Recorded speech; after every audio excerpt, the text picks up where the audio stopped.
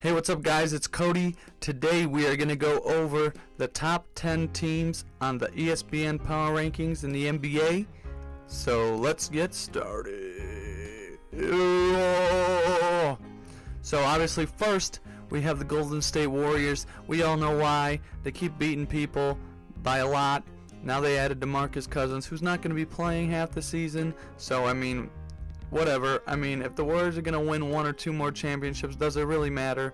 Because once they all start getting older, I don't know if they're going to have developed enough players and or traded for enough players to keep that going. If they do, that's impressive. But for right now, you know, I think in the next year or two there'll be a team that can take them down. Or if Klay Thompson or Durant leaves again to go somewhere else, then that Warriors team will be taken down and the NBA will be fair. I mean, step up your game, other teams. If you're upset about the Warriors, maybe you need to play better. Maybe you guys should get better. I mean, they developed 3 of those 4 players on their team just through drafting and playing them, you know? So, like, what's your excuse? Huh? What's your excuse? Number 2 is the Celtics. We all know why. Kyrie and Gordon Hayward are back. So that's about it. I mean, they went to the conference finals. They played the Cavs without those 2 guys. They almost won, so I mean, should be an easy trip to the finals to play Golden State. And if they play better defensively against Golden State, I think they could beat them. So yeah, I think that's one of the only teams with a true shot of beating the Warriors, unless somebody, you know, for some reason a team figures it out and starts playing amazing defense and starts hitting threes and starts doing the right things against the Warriors, slowing Steph down, then I don't see anybody else really competing with the Warriors right now. The Houston Rockets are 3rd. I don't know why. I mean, Chris Paul and James Harden, yeah, they're Chris Paul and James Harden, but I mean, if you have to carry the team just you two and there's not much else going on with the rest of the team, they haven't even signed Capella back yet, I don't think they have that great a shot. You know, you see Damian Lillard and CJ McCollum in Portland, and they're carrying their team, but the rest of their team isn't doing anything. So, I mean, it's great to have 2 guards that can play, but unless they're actually having support from the rest of their team, I mean, they could both drop 50 and still lose. So, it's not the type of team chemistry you want. Next is the 76ers. We know Ben Simmons can't shoot, but he's in the NBA. So don't hate on the man for not shooting.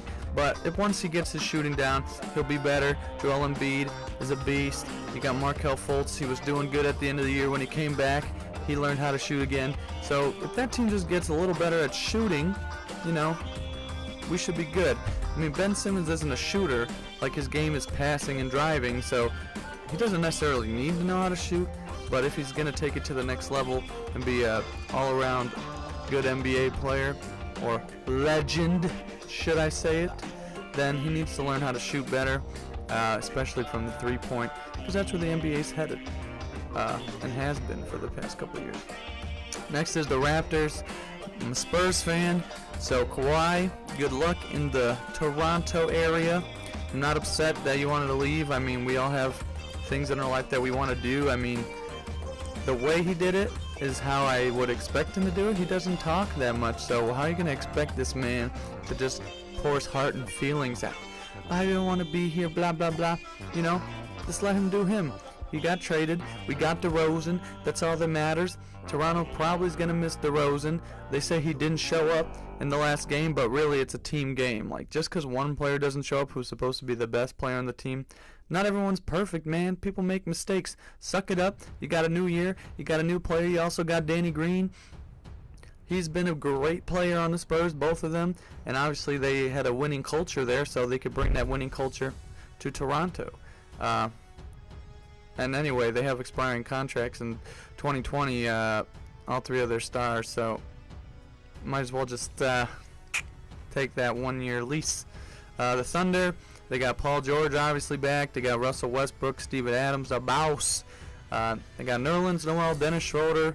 They just got a bunch of new players on that team, which they needed. They need to be faster. They need to score more. They need to play better defense. I mean, getting rid of Melo helped that because he was kind of liable on the defensive end, and He wasn't putting up Melo-like numbers in the on offense anyway. So they're improved a lot, but now we just got to see how that all fits together. So that's the Thunder. The Jazz, they just need scoring. Their defense is really good. Their defense, I think, is going to get even better with Grayson Allen, and they just really need to put up as many points as they defend. You know, like they play the Warriors, they could stop the Warriors quite a bit, but then they're lacking on the offensive end, so then the Warriors just beat them based on having more offensive firepower. So the Jazz just need to find another scorer maybe and just keep working on that side of the ball. So Donovan Mitchell's a beast. He should have won Rookie of the Year in my opinion, but it's just an award at the end of the day. Honestly, your main concern in a team sport should be winning a championship. So if it's just a personal accolade, like, that's cool to have, but I mean, come on, we want to win championships. We don't want to be MVP and win 10 MVPs and never win a championship. Like, what's the point of that? That just means you're the best player on a team that wasn't good enough. Alright, number 8 is the Denver Nuggets, man. They made some offseason moves. They got Isaiah Thomas for the Lolo, and they got rid of Kenneth Faried. They picked up Michael Porter Jr. in the draft, and I just think their team is going to be pretty good. I mean, they just have a lot of weapons. They have Jokic, who's still really good, or Jokic, whatever you want to call him, an egg yolk.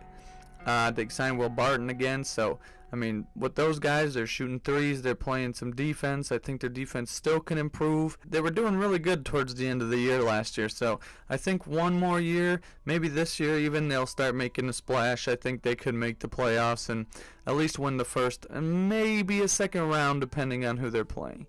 The Lakers are number 9, obviously, because LeBron's there.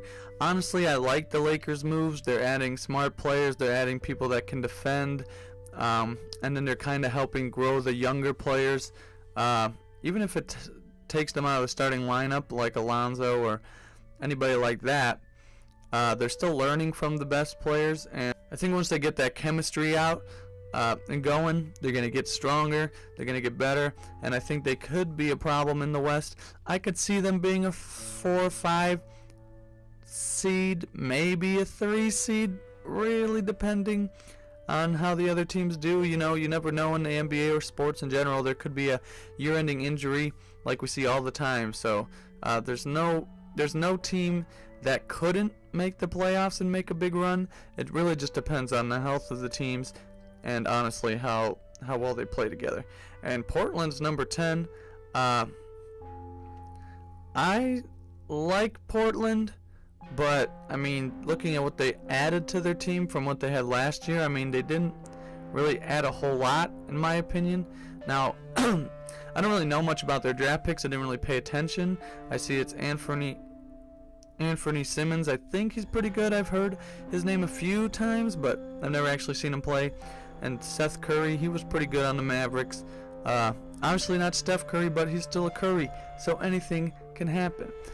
So yeah, I mean, they're number 10. They definitely have a chance, but like I said earlier, like, you can't just play Damian Lillard and CJ McCollum the whole game and have them drop 50 each and expect to win. It's just not going to happen. They might win one game out of a 4-game series, but you really need to surround those guys with some help. And Nurkic needs to step up because he's capable of a lot more, but, you know, it just needs to happen. So let me know what you guys think about this. This was the NBA Top 10 Power Rankings on ESPN.com. If you feel differently, let me know what you think. Honestly, I think that there should be a few other teams in the top ones, in the top 10. You know, I like the Wizards with Dwight Howard, even though a lot of people don't like Dwight Howard. You know, they did add him to that team, and Austin Rivers, and Jeff Green. I mean, they really added a lot of players to that team that could really elevate them in the Eastern Conference. So don't be sleeping on the Wizards, all right? You also got the Bucks. I mean, they added Ilyasova and Brook Lopez. I mean, they needed that big man, so don't sleep on them. You know, so there's just other teams in the league that we need to look out for. The Mavericks, they just added a ton of new guys that I think are really going to help them. So let me know what you think in the comments. Give me your top 10. Talk to you guys later. See ya.